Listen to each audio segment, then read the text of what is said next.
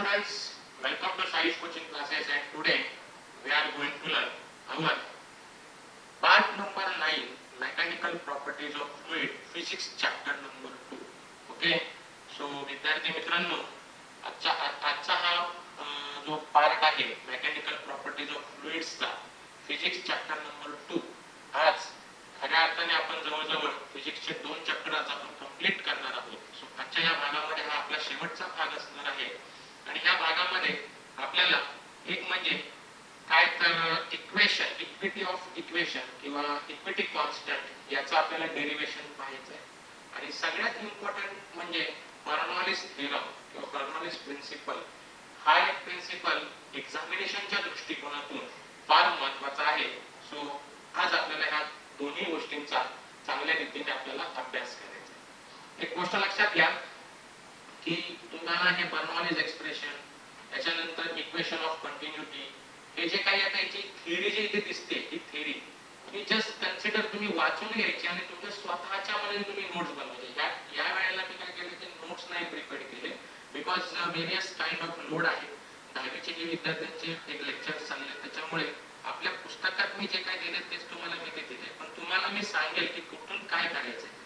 Consider जिथं आहे त्यापासून तुम्हाला ह्या गोष्टी तयार करायच्या आहेत आणि जसं मी तुम्हाला अगदी चॅप्टर 1 मध्ये पण चांगल्या पद्धतीने रिटर्न मध्ये मी पीपीटीज मध्ये तुम्हाला शेअर केलं होतं, तसं तुम्ही स्वतःचं देखील एक पीपीटी मध्ये म्हणजे आपण मी जसं पीपीटी मध्ये तुम्हाला दाखवलं की लेट दिस लेट हे स्वतःच्या भाषेमध्ये try to prepare your notes आणि तुम्ही स्वतःच्या भाषेतून जर ज्यावेळेस तुम्ही तयार करताल ना त्यावेळेस तुम्हाला पेपरला लिहितानाही त्या पद्धतीने हॅबिट होऊन जाईल तुमची. आणि कसं आहे की प्रत्येक वेळेला डिपेंडिंग न राहता स्वतःचा पण तुम्ही प्रयत्न करा. त्यामुळे मी हे जे 2 इक्वेशन्स आहेत वेळेच्या अभावी म्हणा किंवा म्हटलं तरी चालेल, तर मी डायरेक्टली आपल्या बुकमध्ये जे दिलेलं आहे तेच तुम्हाला मी ते दाखवलेलं आहे आणि तो मी तुम्हाला एक्सप्लेन करण्याचा मी प्रयत्न करतो. So what do mean by equation of continuity?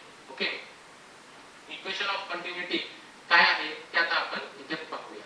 Okay, आता इक्वेशन ऑफ कंटिन्युटी पाहण्यासाठी आपल्याला त्यांनी एक डायग्राम दिले. हा पाईप आहे असं दाखवलेलं आहे, राईट?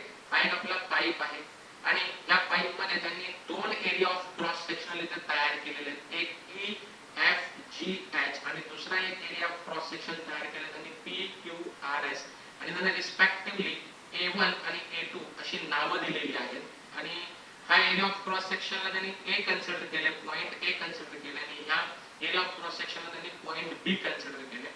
आता जर ह्या दोन्ही मी आता जे एक्सप्लेन करतोय तेच तुम्हाला पूर्ण याच्यामध्ये जे दिलंय ना आपण थेरॉटिकल जे रिटर्न केले बुक मध्ये हेच इथे मी आता जे एक्सप्लेन करतोय तेच तुम्हाला इथे रिटर्न केले. त्यामुळे तुम्ही तुमच्या भाषेमध्ये लिहिण्याचा प्रयत्न करा. जर फिजिकल आपले ज्यावेळेस क्लासेस चालू होतील त्यावेळेस तुम्हाला दाखवेल की कसं आपण लिहितो वगैरे काय वगैरे. ओके, सो हा जो डिस्टन्स आहे हा इथून ते इथपर्यंत ह्या एरिया ऑफ क्रॉस सेक्शनसाठी जो काही म्हणजे जी काही व्हेलॉसिटी असणार आहे, जे लिक्विड फ्लो होणार आहे यामधून, बरोबर, जे लिक्विड फ्लो होणार आहे तर त्याची व्हेलॉसिटी त्यांनी v1 कन्सिडर केली with respect to small time that is a delta T आणि इकडे ही जी व्हेलॉसिटी आहे ती v2 कन्सिडर केली with respect to small time that is a delta T. So अशा पद्धतीने त्यांनी या इक्वेशन ऑफ कंटिन्युटीला या डायग्रामचं कन्सिडरेशन केलेलं आहे. लेट्स आपण रीड करूया याच्यामध्ये आपल्याला काय काय दिलेलं आहे. See, consider a steady flow. हा एक स्टेडी फ्लो आहे. स्टेडी फ्लो म्हणजे कॉन्स्टंटली जो फ्लो होतो. स्टेडी फ्लो म्हणजे काय की त्याच्यावरती प्रेशर आणि व्हेलॉसिटी त्या लिक्विड वरती कसं असतं, कॉन्स्टंट असतं. हे आपण अगदी म्हणजे तुमचं जे फ्लुइड चालू झालं होतं विस्कॉसिटीच्या अगोदरचा terms streamline flow, turbulent flow, त्याच्या आधी ज्या टर्म्स बघितल्या त्या फ्लुइडच्या बाबतीमध्ये, त्या बाबतीमध्ये मी तुम्हाला स्टेडी फ्लो फ्लुइड एक्सप्लेन केलं होतं. I hope so you can remember that. Okay, so steady flow of an incompressible fluid as shown in figure 2.33. Incompressible means what? की त्या लिक्विडला आपल्याला कॉम्प्रेस करायचं नाही, तो ज्या पद्धतीने चाललाय त्या पद्धतीने आपल्याला बघायचं. Okay, for steady flow the velocity of particles, आताच म्हटलं होतं वेलोसिटी आणि प्रेशर काय असतं, कॉन्स्टंट असतं, remains constant at a given point. It can be vary from point to point. आता ज्यावेळेस तुम्हाला एक्सप्रेशन तयार करायचंय त्यावेळेला तुम्हाला ह्या सगळ्या गोष्टी लिहिण्याची गरज नाही. तुम्ही काय करू शकता, फक्त असं कन्सिडर करायचं की consider with the help of the figure a steady flow. Okay, a steady flow with the help of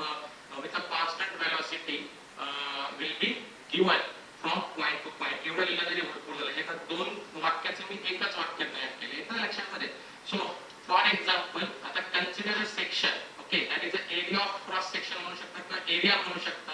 that is A1 like इथे दाखवलेला आहे बरोबर. हा एरिया A1 आणि दुसरा एरिया काय आहे हा A2 आहे. हा फिगर 2.33 मध्ये आपण पाहिलं. मग section A1 has a larger cross sectional area than the कुठला सेक्शन A2. मग तो काय सांगतोय की याचा एरिया जास्त आहे ऍज कंपेअर टू दिस. बघा वाईडली ओके, म्हणजे फ्रॉम हिअर टू हिअर याचा एरिया जास्त आहे असं ते आपल्याला सांगताय as compare to area what A2. कारण हा ब्रॉडली हॉरिझॉन्टली ब्रॉडली आणि हा व्हर्टिकली ब्रॉडली आणि हा हॉरिझॉन्टली ब्रॉडली आहे. कन्सिडर करा बघा. मग आता काय सांगितलंय बघा. Section A1 has larger cross-sectional area than section A2. Let V1 and V2 be the velocities of the fluid at section A1 and A2 respectively. म्हणजे आता तुम्हाला इथे काय करावं लागणार आहे. सिंपल भाषेमध्ये लिहायचं म्हटलं समजा तुम्हाला स्वतःला एक्सप्रेशन लिहायचं असेल स्वतःच्या मनाने तर तुम्हाला काय करावं लागेल. Consider from the figure okay a steady flow of a incompressible fluid flow with a constant velocity from point to point. Let A1 be the area of cross sectional and A2 be the another cross sectional area. Okay, and here A1 is larger than A2. असं लिहिलं तरी चालणार आहे. V1 and V2 be the pressures be the velocities of the fluid at the section A1 and A2 respectively. येत्या लक्षामध्ये मी कशा पद्धतीने explain करतोय अशा पद्धतीने तुम्ही स्वतःच्या नोटबुक मध्ये जरी पॉइंट वाईज जरी लिहिले तर एवढा सगळा पापट पसारा तुम्हाला बाहेर किंवा मेमोराइज करण्याची गरज नाहीये जे मी ते आता स्लाइड मध्ये दाखवलंय. बट ड्यू टू टाइम त्यांचे पण आपले हे चालू आहे लेक्चर चालू आहे त्यासाठी मी डायरेक्टली पीडीएफचा म्हणजे हे जे आपलं पीडीएफ बुक आहे त्याच्यातूनच डायरेक्टली काय केलं की स्क्रीनशॉट घेतले आणि तुम्हाला मी इथे एक्सप्लेन करतो. सो हे जे आता मी हे जे हा पूर्ण पॅराग्राफ हा पहिला पॅराग्राफ हा 1 ते 2 लाईन मध्ये उरकला. I hope so you can understood that very well. So this is because a particles has to move faster in the narrower section where there is a less space. To accommodate particles behind it, hence its velocity increases. When the particles enter a wider section, it slows down because there is a more space. Because the fluid is incompressible, the particle moves faster through a narrow, okay, and slow down while moving through the wider section. If the fluid does not move faster in a narrow region, it will be compressed and to fit with the narrow space. Okay, म्हणजे आता हे तुम्हाला इथे त्या equation मध्ये लिहिण्याची गरज नाही. ते काय सांगतायत की हा जो स्पेस आहे जो आता फ्लुइड तुमचा जाणार आहे याच्यातून लिक्विड मूव्ह होणार आहे त्यावेळेला काय होणार आहे की हा पार्टिकल मूव्ह होताना इथून काय होणार आहे फास्टर मूव्ह होणार आहे पण याचा स्पीड या स्पीड पेक्षा अधिक असणार आहे. बिकॉज का हा वाइडर आहे म्हटल्यावर तिथे पार्टिकल्स काय होणार आहे खूप दूर पसरणार आहे आणि त्याच्यामुळे जो फ्रिक्शन फोर्स आहे किंवा विस्कस फोर्स हा काय होणार आहे डिक्रीज होणार आहे. त्यामुळे ह्या compare to this speed of the fluid याचा स्पीड हा काय होणार आहे खूप मॅक्सिमम होणार आहे. बिकॉज इथे पार्टिकल्स खूप जवळ येणार आहे आणि ते इनकॉम्प्रेसिबल लिक्विड आहे आणि इनकॉम्प्रेसिबल लिक्विड म्हटलं ते पार्टिकल्स काय होणार फास्ट मूव्ह होणार because of the wider size. येते लक्षामध्ये because of the wider size आणि म्हणून जिथं क्रॉस सेक्शनल एरिया हा जास्त आहे इथं क्रॉस सेक्शनल एरिया या पॉइंटला क्रॉस सेक्शनल एरिया जास्त आहे तर इथे वेलोसिटी कशी असणार आहे तुमची कमी असणार आहे आणि इथं क्रॉस सेक्शनल एरिया कमी आहे त्यामुळे वेलोसिटी कशी असणार आहे जास्त असणार आहे. Velocity nothing but the speed of the fluid. Okay, velocity means nothing but the speed of the fluid. बरोबर की नाही. म्हणजे जर जिथे जास्त जागा असणार आहे तिकडनं जर तुम्ही इमॅजिन करा की लिक्विड जर आपण फ्लो केलं त्या पाईप मधून जिकडे जास्त जागा आहे तिकडे कमी प्रेशरने किंवा कमी प्रेशरने किंवा कमी वेलोसिटीने तो फ्लो होणार आहे. पण जिथं जागा कमी आहे तिकडे प्रेशर जास्त आणि फ्लो पण जास्त.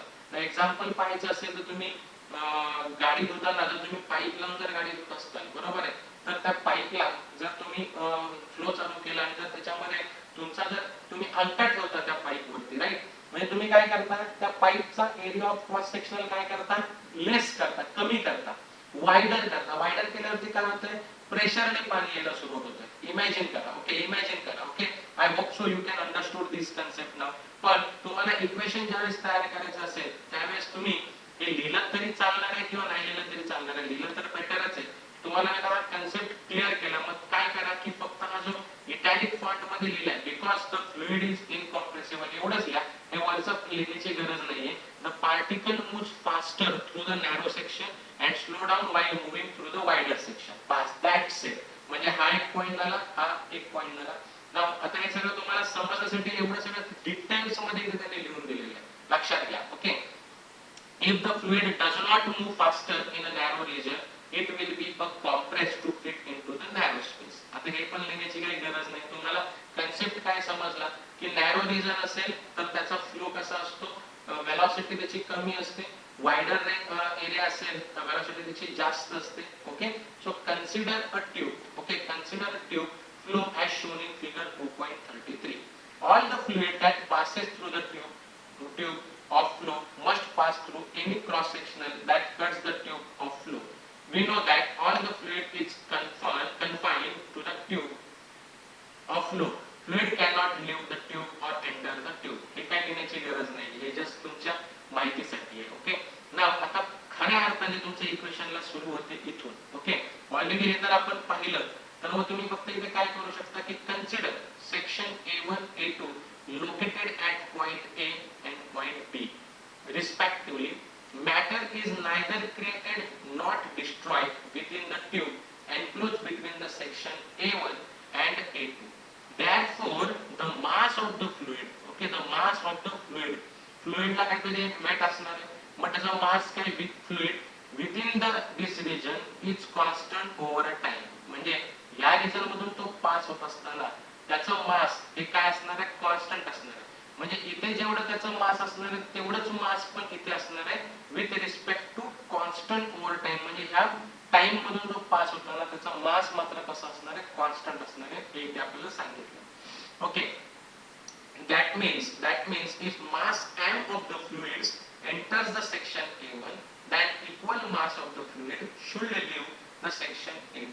म्हणजे इथे ह्या सेक्शन, ह्या एरिया ऑफ सेक्शन मधून तो फ्लो होत असताना फॉर सम टाइम बिंग और कॉन्स्टंट टाइमला, ज्या टाइमला तो फ्लो होतो ह्या एरिया ऑफ क्रॉस सेक्शन मधून, तर इथून या पॉइंट पासून, बरोबर लक्षात घ्या, या पॉइंट पासून F पॉइंट पर्यंत, H पॉइंट पासून G पॉइंट पर्यंत जो हा एरिया ऑफ क्रॉस सेक्शन, ह्या एरिया मधून ज्यावेळेस ते फ्लुइड मूव्ह होत असेल कॉन्स्टंट टाइमला, त्यावेळेला त्याचं जे मास असणार आहे तेवढंच मास P पासून Q पर्यंत आणि S पासून R पर्यंत मूव्ह होताना असणार आहे. I hope so you can understood this very well. Okay, so let the speed of the fluid. Okay, म्हणजे तुम्हाला त्याच्या इथे काय समजलं की त्याचा जो एरिया ऑफ क्रॉस सेक्शन मधून ज्यावेळेस तो फ्लुइड पास होणार आहे, बरोबर, त्यावेळेस जो फ्लुइड पास होणार आहे त्यावेळेस कॉन्स्टंट ओव्हर टाइम असणार आहे, मास देखील सेम असणार आहे. मग आता what about the speed? The speed of the fluid which crosses the section EFGH at point A in a time interval delta t d v1. म्हणजे याचा स्पीड आपण पकडला, थोडक्यात काय वेलोसिटी आणि कॉन्स्टंट इंटरवल टाइम काय तर डेल्टा टी, बरोबर आहे. टाइम पण तिथे पण डेल्टा टीच राहणार आहे. thus the volume of the fluid entering the tube, the cross sectional area at point A is काय असणार आता, that is area of cross sectional multiplied by velocity with respect to time आणि rho म्हणजे त्याची density पण असणार आहे. So तो आपण कन्सिडर केला डेन्सिटी, जसं की आपण कॉलम फ्लुइड मध्ये आपण बघितलं होतं, कॉलम लिक्विड कॉलम मध्ये रो जी एच, तसं आता इथे रो जी एच न करता आपण एरिया ऑफ क्रॉस सेक्शनल ला मल्टिप्लाय करणार, त्याच्या बरोबर असलेली velocity with a constant time interval आणि रो म्हणजे डेन्सिटी तर येणारच आहे. म्हणून त्याचं काय झालं की त्याचं व्हॉल्यूम या ए पॉइंटच्या क्रॉस सेक्शनल एरियामध्ये काय होणार आहे तर row A1 B1 delta T. हे किती दिलं माहिती आहे तुम्हाला, हे रिमेंबर करायचंय की कुठल्या वेळेला कुठला घ्यायचंय, A1 कुठे घ्यायचंय, B1 कुठे घ्यायचंय, कॉलम लिक्विड मध्ये काय घ्यायचंय, आणि हे सगळं तुम्हाला कशामुळे येणार आहे तर तुम्हाला प्रॅक्टिस करूनच येणार आहे. सो मी तुम्हाला एव्हरीडे सांगतोय, फिजिक्सच्या लेक्चर मध्ये मी एव्हरीडे प्रत्येक लेक्चर किंवा प्रत्येक व्हिडिओ मध्ये सांगितलंय की तुम्हाला रोजच्या रोज सराव करायचा आहे. जर सराव केला नाही तर तुम्हाला हे अशक्य आहे क्रॅक करणं फार कठीण आहे, त्यामुळे तुम्हाला एव्हरीडे सराव करायचा आहे, तर आणि तरच ह्या तुमच्या गोष्टी लक्षात राहणार आहे. आता मला काय की मी पॉईंट क्लिअर करतोय, तुम्हाला समजते, पण जो पण तुम्ही रोजच्या रोज प्रॅक्टिस करणार नाही तो पण तुमच्या हे लक्षात राहणार नाहीये. Okay. Now similarly let the speed of the fluid be v2 at point B. त्याचा काय असणार आहे मग rho into a2 v2 delta T. I hope so की तुम्हाला आता हे कसे आले हे तुम्हाला समजलं असेल, हाई व्हॉल्यूम कसा आला असेल हाही तुम्हाला समजलं असेल, आणि त्याच्या पाठीमागचं हे सगळं कन्सिडरेशन आपण केलं तेव्हा कुठे आपल्याला हे इथे इथपर्यंत मिळालं. ओके. सो आता ह्या सगळ्या गोष्टी तुम्हाला स्टेप बाय स्टेप लिहून काढायच्या तुमच्या नोटबुक मध्ये. बरोबर. मी सगळा पॉईंट वाईज तुम्हाला एक्सप्लेन करत आलोय आतापर्यंत, सगळे पॉईंट असे स्टेप वाईज तुम्हाला लिहून काढायचे. 7 ते 8 पॉईंट इथपर्यंत होतील, 7 ते 8 पॉईंट होतील. ओके. या पूर्ण 1 2 3 4 5 पॅराग्राफ झाले. या 5 पॅराग्राफ मधून तुम्हाला 8 पॉईंट तुम्हाला इथे लिहून काढायचे. ते प्रॉपरली तुम्ही लिहून काढतात अशी मी आशा करतोय. So as a fluid is incompressible, the mass of the fluid entering the tube at point A is the same as the mass leaving the tube at B. आता ते काय म्हणतात की हा आपला फ्लुइड आपण काय करतोय की इनकॉम्प्रेसिबल वाला फ्लुइड आहे, त्याच्यामुळे जे एरिया ऑफ क्रॉस सेक्शनल ए मध्ये आहे बरोबर ऍट पॉइंट ए, त्याचं जेवढं वजन आहे तेवढंच वजन पी क्यू आर एस म्हणजे पी ह्या पॉइंट मध्ये भरणार आहे. मग दॅट्स वाय मी काय करतोय आता हे कशामुळे आपण इक्वल दाखवलं, because of the fluid is incompressible. Incompressible असल्या कारणामुळे प्रेशर काय असणार त्याच्यावरती इक्वल राहणार आहे. जर इक्वल प्रेशर म्हटल्यावरती मास पण कसं असणार आहे इक्वल राहणार आहे, आणि म्हणून इक्वल मासमुळे ते दोन्ही क्रॉस सेक्शनल एरिया एकमेकांच्या काय आहे इक्वल आहे. सो दॅट्स वाय आपण खाली लिहिल्या पहा की mass of the fluid in section EFGH is equal to mass of fluid in section PQRS. Already आपण हे कन्सिडर केलंय. So rho A1 B1 delta T is equal to rho A2 V2 delta T. बरोबर. मग आता cancel काय होण्यासारखे दिसतायत का, तर काहीच कॅन्सल होणार नाही, फक्त डेल्टा टी आणि डेल्टा टी कॅन्सल होईल, आणि रो कॅन्सल होईल, आणि राहणार काय फक्त A1 B1 which is equal to A2 V2. आणि इथे हा AB हा काय असतो कॉन्स्टंट. AB म्हणजे काय, तो volume rate of flow of fluid. Okay. मग हा कॉन्स्टंट आहे म्हटल्यावरती we know that dV upon dt, AB is equal to dV upon dt. The quantity dV upon dt is the volume of the fluid per unit time passing through any cross section of the tube of flow, and it is called the volume flux. आणि याला आपण काय म्हणतो volume flux म्हणतो. आणि म्हणून similarly rho into dV upon dt, rho into dV upon dt is equal to dm upon dt is called the mass flux, आणि याला आपण mass flux म्हणतो. आणि म्हणून हे जे इक्वेशन आहे हे कॉन्स्टंट झालं बरोबर. Rho into d v upon dt म्हणजे dm upon dt म्हणल्यावरती हे इक्वेशन कॉन्स्टंट आहे, आणि म्हणून is this equation called as continuity in fluid dynamics. So अशा पद्धतीने आपण हे इक्वेशन पाहिलं, equation of the continuity. The continuity equation says that the volume rate of flow of in an incompressible fluid for steady flow is the same throughout the flow. म्हणजे संपूर्ण pipe मधून जात असताना त्याचा जो व्हॉल्यूम आहे बरोबर आहे, volume of rate of flow of incompressible fluid हा ऑलवेज कसा असतो स्टेडी असतो थ्रू आउट द फ्लो. पूर्ण फ्लो मधून तो कसा असतो स्टेडी असतो. ते आपल्याला ह्या इक्वेशन ऑफ कंटिन्यूटी वरून समजलं. आय होप सो की तुम्हाला इक्वेशन ऑफ कंटिन्यूटी काय आहे हे चांगल्या पद्धतीने समजलं असेल. Okay. So I will move on the next concept, that is Bernoulli equation. Bernoulli equation, the speed of fluid in a narrow region, बरोबर आहे, मगाशीच आपण बघितलं increases, बरोबर, narrow region increases जर झाला, but the internal pressure of fluid in the same narrow region decreases. मग काय सांगतो हा, आणि ह्या फेनॉमेनॉनला आपण काय म्हणतो Bernoulli equation म्हणतो. मगाशी आपण काय बघितलं तर वाइडर रेंज रिजनला त्याचा स्पीड काय होतो इन्क्रीज होतो फ्लुइडचा, आणि प्रेशर काय होतो तिथे आपण जास्त प्रेशर देतो. पण बर्नॉली मात्र उलट सांगतो की speed of fluid in a narrow region. Okay. Narrow region म्हणजे इथे जर त्याचा स्पीड जर वाढला तर त्याचा इंटरनल प्रेशर आहे फ्लुइड मधला तो काय होतो कमी होतो, आणि ह्या फेनॉमेनॉनला आपण काय म्हणतो बर्नॉली इक्वेशन. प्रॅक्टिकली इमॅजिन करा, आपण मगाशी काय करत होतो इक्वेशन ऑफ कंटिन्युटी मध्ये प्रेशर इन्क्रीज करायचो पण वायडर रेंज मध्ये, वायडर त्याच्यामुळे एरिया ऑफ क्रॉस सेक्शनलचा वायडर एरिया आणि प्रेशर काय झाला, डिक्रीज झाला आणि प्रेशर इन्क्रीज व्हायचा. पण इथे नॅरो रिजन मध्ये आपला स्पीड वेलोसिटी त्यावेळेस काय व्हायची, वाढायची. पण इथं नॅरो रिजन मध्ये आपण वेलोसिटी वाढवली, इन्क्रीज जर केली तर प्रेशर आपला काय होतं, डिक्रीज होतोय. आणि ह्याच फेनॉमेननला आपण काय म्हणतो, बर्नौली इक्वेशन म्हणतो. म्हणजे जर फ्लुइडचा जर आपण वेलोसिटी जर वाढवली तर आपला प्रेशर काय होतो, डिक्रीज होतो. हे आपल्याला इथं बर्नौलीने सांगितलेलं आहे. सो लेट्स कन्सिडर काय काय दिले ते आपण पाहूया. ओके, त्यांनी पण एक फ्लो दाखवलाय, fluid throughout tube varying the various cross sectional and height, एक हाईट वरती पण दाखवले. म्हणजे हा एक सरफेस आहे, हा पाईप आहे, एका H1 हाईट वरती हा एक एरिया क्रॉस सेक्शनल तयार झालाय आणि H2 हाईट वरती दुसरा एक क्रॉस सेक्शनल एरिया तयार झालाय. आणि त्यांचं म्हणणं काय की सपोज जर स्पीडने जर फ्लुइड फ्लो होत असेल, ओके, म्हणजे वेलोसिटी जर मॅक्सिमम असेल तर आपला प्रेशर जो आहे तो काय असतो, मिनिमम असतो. लेट्स चेक की बर्नौलीने काय इक्वेशन आपल्याला दिलं. So figure 2.34 shows flow of an ideal fluid through a tube of varying cross sectionals. एक दोन आपल्याला क्रॉस सेक्शन्स पण दिले एका पर्टिक्युलर हाईट वरती. Consider an element of fluid that lies between the cross sectional P and R. मग आता P आणि एक R हा एक क्रॉस सेक्शनलचे आपल्याला काय केले, पॉइंट्स दिलेले. Let V1 and V2 be the speed, means its velocity fluid at the lower end P, okay, and the upper end R respectively. म्हणजे इकडे V1 तुमचा वेलोसिटी आणि इथून तुमची V2 वेलोसिटी आपण कन्सिडर केली. A1 and A2 be the cross sectional area of the fluid at end P and at end R respectively. P1 and P2 be the pressures of the fluid at the lower end P and the upper end R respectively. तर हे तुम्हाला चांगल्या पद्धतीने लिहिता येईल.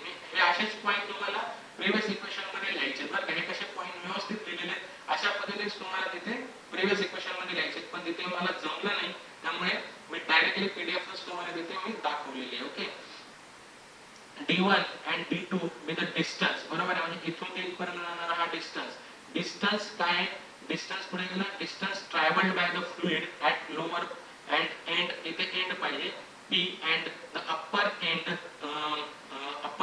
R during the time interval dt, very small time, okay, with velocities V1 and V2 respectively, बरोबर.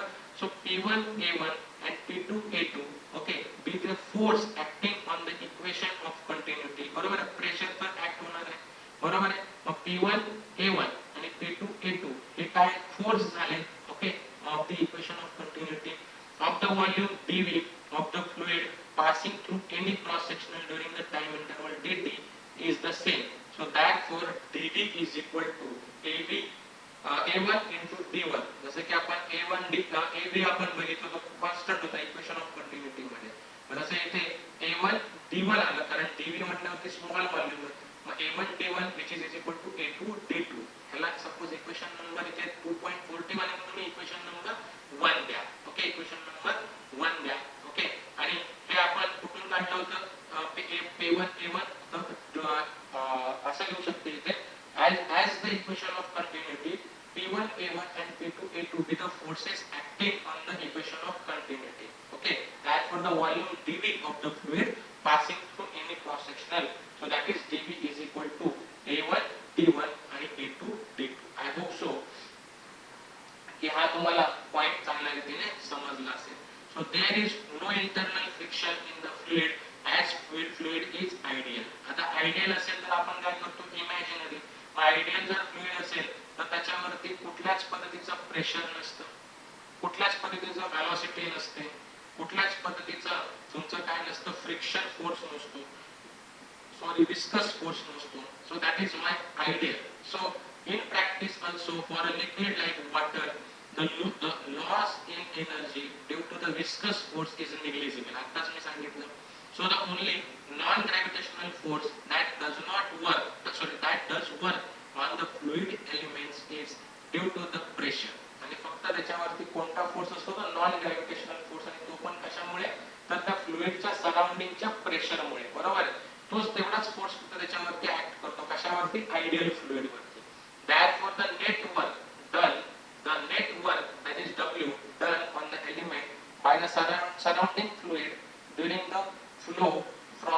P2R, that is W is equal to P1 A1 D1, that is change in work. That is change in work म्हटल्यावरती हा work minus हा work. So P1 A1 D1 minus P2 A2 D2. The second term in the above equation has the negative sign because the force at R oppose the displacement of the fluid. Okay, हे लिहिलं तरी चालेल, नाही लिहिलं तरी चालेल, पण लिहिणं गरजेचं आहे. So therefore the above equation can be written as, okay, the above equation can be written as what?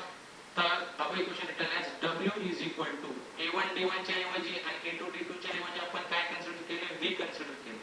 So P1 dV minus P2 dV. So W is equal to what? P1 minus P2 into dV. I hope so you can understood all these things. So as the work W is due to the forces other than the conservative forces of gravity, it equal to the change in the total mechanical energy, that is kinetic energy. बरोबर आहे. आता आपण म्हणतो work done झालं, पण हे कशामुळे होतंय? तर त्याच्यावरती असलेल्या total mechanical energy, that is kinetic energy, त्याचबरोबर ग्रॅव्हिटेशनल एनर्जी ऍक्ट होते, म्हणजेच पोटेन्शियल एनर्जी पण असोसिएटेड विथ दॅट फ्लुइड, हे दोन्ही राहणार आहे. म्हणजेच ते टोटल वर्क डन झाल्यावरती काय असणार आहे? Change in kinetic energy and change in potential energy.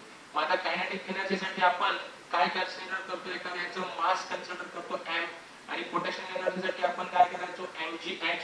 पण इथे व्हॉल्यूम आपण पाहतो, त्याच्यामुळे इथे माझ्या मते रो आपण कन्सिडर करणार. Let it be. चेक करूया आपण पुढे काय. The mechanical energy of the fluid between section Q and R does not change. So I will move on the next slide. At the beginning of the time interval dt, the mass and the kinetic energy of the fluid between P and Q is rho A1 D1. आलं लक्षात? मास काय होणार आहे? rho A1 D1 and त्याची kinetic energy काय होणार आहे? मग हाफ mv स्क्वेअर आपण म्हणतो. तर मास म्हणजे काय? तर rho A1 D1 rho A1 D1 V1 square respectively, आणि त्याचबरोबर R आणि S चा पण काय होणार आहे? Half rho A2 D2 V2 square. Okay, time interval पण आहे. So therefore net change in kinetic energy, that is delta kinetic energy, means change in kinetic energy during the interval dt is change in kinetic energy means this minus this half rho A2 D2 V2 square minus half rho A1 D1 V1 square. मग आता ह्याच्यामध्ये A2 आणि हे जे आहे A2 D2 आणि A1 D1 म्हणजेच काय? तर dV. बरोबर की नाही? म्हणजेच काय? तर dV. म्हणून rho dV into V2 square minus half rho into dV into V1 square. हे आपल्याला माहिती आहे ना, A2 D2 आपण मगाशीच पाहिलं होतं. A2 A1 D1 A2 D2 means dV, that is equation of the continuity, आणि ते आपण इथं पुट केलं. मग राहणार काय आता? की याच्यामध्ये हाफ rho dV हे कॉमन झाले. मग change in kinetic energy which is equal to half rho dV V2 square minus V1 square. हे आपल्याला इक्वेशन मिळालं. अल्सो आता हे झालं kinetic change in kinetic energy, आणि हा टोटल वर्क काय असतो? तर टोटल वर्क म्हटल्यावरती change in kinetic energy minus काय येणार आहे आपलं? Change in potential energy. I hope so, sorry, addition, not minus, addition plus change in potential energy. Let's check also at the beginning of the time interval dt, the gravitational potential energy of the mass m, बरोबर, of the mass m between P and Q is mgh1. mgh1 कारण हा h1 height वरती, पण इथे मी m काय consider करणार? तर density, that is row, आणि equation of quantity continuity, that is dV, आणि g as it is h1 as it is. म्हणजे m च्या बदल्यामध्ये मी फक्त काय करणार?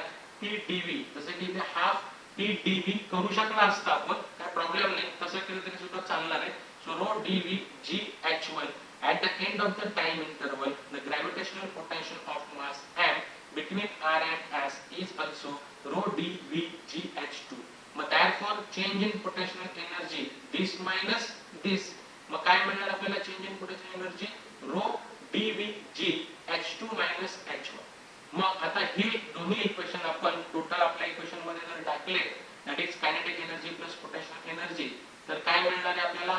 Half dV V2 square minus V1 square plus plus काय येणार आहे? Rho dV gh h2 minus h1. पण आता काय असणार आहे की P1 मायनस P2 dV हा काय आपला फोर्स आहे. म्हणजे आता काय सांगितलं बघा, सबस्टिट्यूटिंग इक्वेशन 2.42 2.41 44 ओके 2.42 काय आहे this one okay. W is equal to P2 minus P1 minus P2 dV आणि W म्हणजे काय तर this one ओके. म्हटल्यावरती change in kinetic energy plus change in potential energy याच्यामध्ये काय करायचे ह्या व्हॅल्यू टाकायच्या बरोबर, which is equal to काय येणार आहे P1 minus P2 into dV. आता काय सायमल्टेनियसली हे जे सॉल्व केले की this plus this ते सायमल्टेनियसली सॉल्व करून आपल्याला काय मिळाले तर ह्या गोष्टी मिळाल्या येत्या लक्षामध्ये. सो त्यांनी डायरेक्टली केलेले आहे ते की P1 minus P2 dV is equal to हे आणि हे ऍडिशन करून आपल्याला हे मिळालेले बरं का, half P dV V2 minus V1 square plus P dV G into H2 minus H1.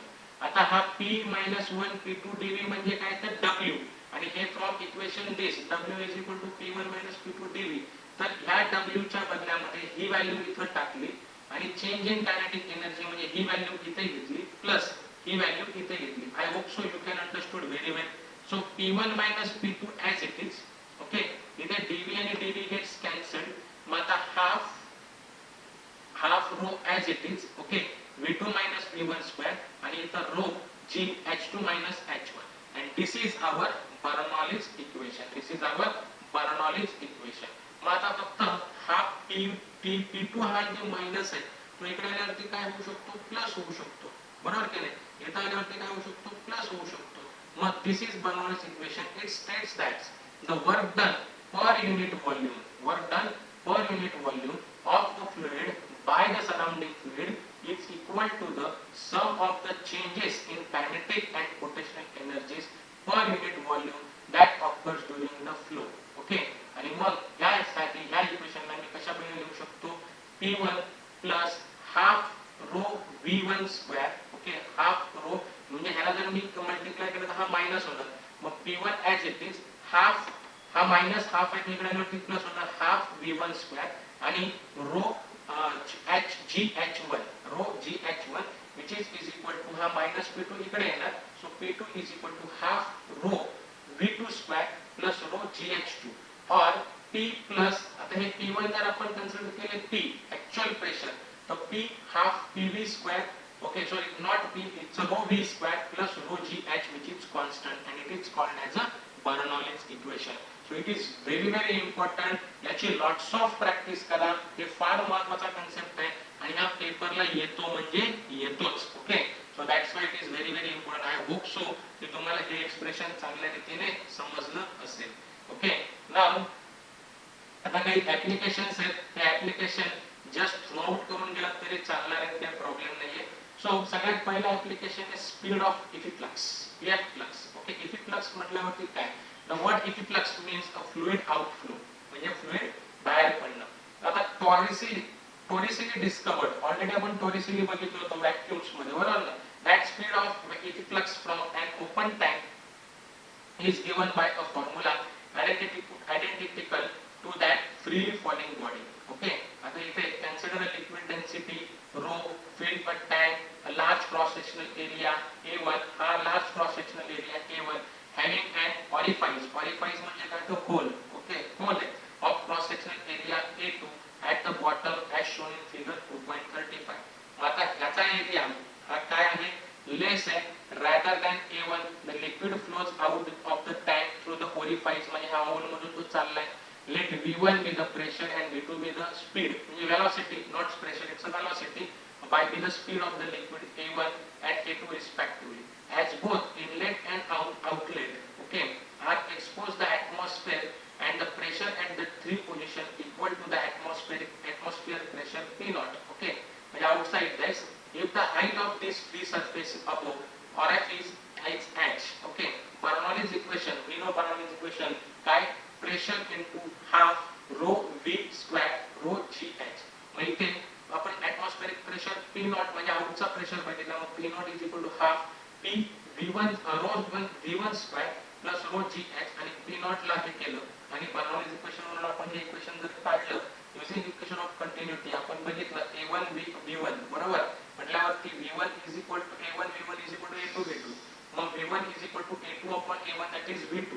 Substituting this in equation, this what get half rho, okay, P0 gets cancelled, half rho A2 upon A1 to the whole square V2, okay, V2 square, कारण ह्याच्या बदल्यामध्ये आपण V1 ची value टाकली plus rho GH plus half P V2 square, okay. मग आता हे simultaneously आपण solve करत गेलो तर आपल्याला हे इक्वेशन मिळणार आणि मग हे इक्वेशन काय सांगतं, the speed of the liquid flowing through the orifice at a depth h below the free space and it is same as the particle falling freely through the height h under a gravity. एवढं काही rocket science नाहीये, ते तुम्हाला expressions तुम्हाला learn करायचे आणि हा पहिला ऍप्लिकेशन झाला. दुसरा ऍप्लिकेशन व्हेंचुरी ट्यूब आहे. व्हेंचुरी ट्यूबचंही तुम्ही पाहू शकता, अतिशय सोपं आहे. ह्या व्हेंचुरी ट्यूब मध्ये हा प्रेशर आहे आणि हा तुमचं इक्वेशन आहे. आय होप सो की हे तुम्हाला एक्सप्लेन करण्याची मला काही आवश्यकता वाटत नाहीये. तर तुम्ही हे एक्सप्रेशन जर तुम्ही लर्न केले स्वतःहून तर तुम्हाला ते चांगल्या पद्धतीने जमणार आहेत. ते जस्ट ऍप्लिकेशन्स आहेत. मला असं वाटतं की ते एक्सप्लेनेशन मध्ये वेळ न घालवता मी पुढच्या ऍप्लिकेशन मध्ये वळतो. हे लिफ्टिंग ऑफ एरोप्लेन्स किंवा चला नो प्रॉब्लेम, हे देखील एक्सप्लेन करून घेऊया. A venturi tube is used to measure the speed of flow of a fluid in a tube. Okay, speed of a flow. म्हणजे फ्लुइडचा फ्लो और स्पीड किती आहे ट्यूब मध्ये तो मोजण्यासाठी आपण व्हेंचुरी ट्यूब यूज करतो. It has a constriction in the tube. Constriction in the tube म्हणजे काय करतो की आकर्षण घेण्याचा म्हणजे संकुचित करण्याचा प्रयत्न करतो. It speed increases according with the equation of the continuity. मग कंटिन्युटीच्या इक्वेशन वरती याचा स्पीड काय करतो केला जातो, इन्क्रीज केला जातो. The pressure does decrease. Okay, the pressure does decrease as required by the Bernoulli equation. Bernoulli equation मध्ये आपण बघितलं as speed increases pressure will decreases. मग त्यानुसार आपण काय केलं, P1 plus half rho V1 square, फक्त इथे rho GH नाही आला, बरोबर, plus P2 half rho V2 square. मग P1 minus P2 which is equal to this. मग P1 minus P2 means what, तर that is rho GH. Okay, मग हे सबस्टिट्यूटिंग केलं आपण तर आपल्याला काय मिळणार आहे, 2GH, कारण rho and rho gets cancelled, बरोबर, V2 V1 स्क्वेअर आणि V2 V1 स्क्वेअर म्हणजेच काय तर A1 V1 A2 V2. मग अशा पद्धतीने या इक्वेशन नुसार आपण rate of flow of liquid passing through the cross sectional can be calculated knowing by the area A1 and A2. I hope so हे मॅक्झिमम तुम्हाला 2 मार्कासाठी आलं तर येऊ शकतो, 2 ते 3 मार्कासाठी. जस्ट लर्न करून जा, एक्सप्रेशन लर्न करा. ओके, कारण हे ऍप्लिकेशन्स आहेत. सगळ्यात महत्त्वाचं म्हणजे बर्नौलीज तुम्हाला यायला पाहिजे. Now lifting a airplane, a shape of cross sectional of wings. Okay, काय सांगते इथे, is as shown in figure 3.37. हा विंग आहे, एरोप्लेनचा विंग आहे असं लक्षात घ्या.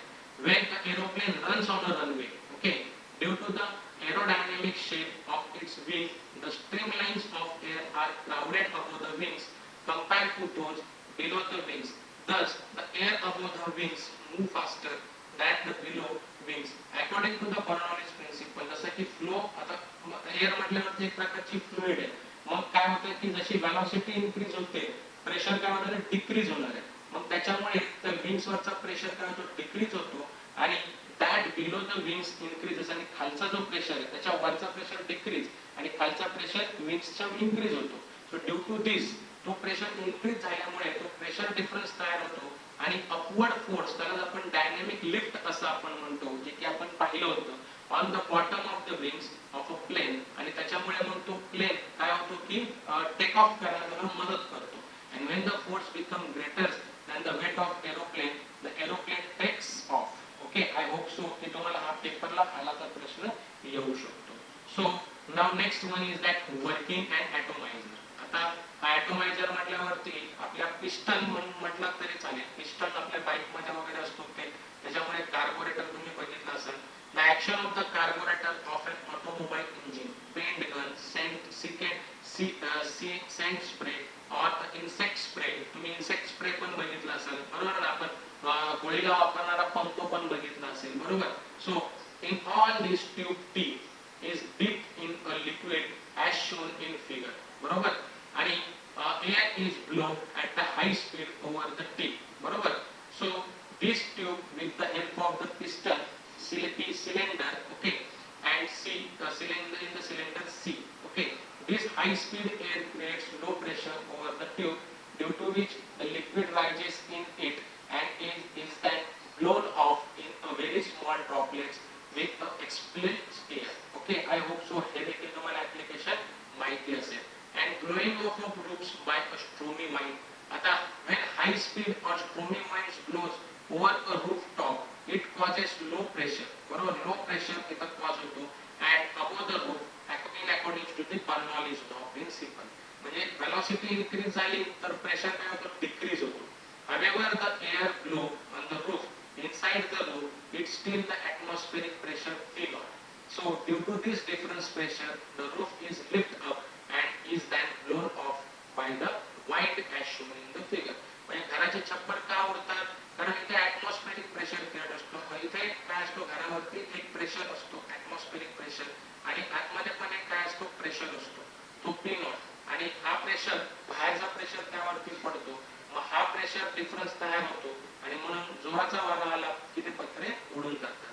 So this is about the concept of Bernoulli's this is about the application of the Bernoulli's equation. So in this slide or in this video we have covered that is equation of continuity, Bernoulli's equation and application of Bernoulli's principle. हे सगळ्या गोष्टी, ह्या सगळ्या topic आज आपण या video मध्ये cover केल्या. आय होप सो की तुम्हाला ह्या चांगल्या पद्धतीने समजल्या असतील आणि अशा प्रकारे आपण फिजिक्स पार्ट 1 मधला सेकंड चॅप्टरही आपण अशा रीतीने फिनिश केलेला आहे. चांगल्या रीतीने सगळे टॉपिक समजून घेऊन आपण फिनिश केलेला आहे. आय होप सो की तुम्हाला आपला आजचा हा व्हिडिओ आवडला असेल. So thank you for watching this video.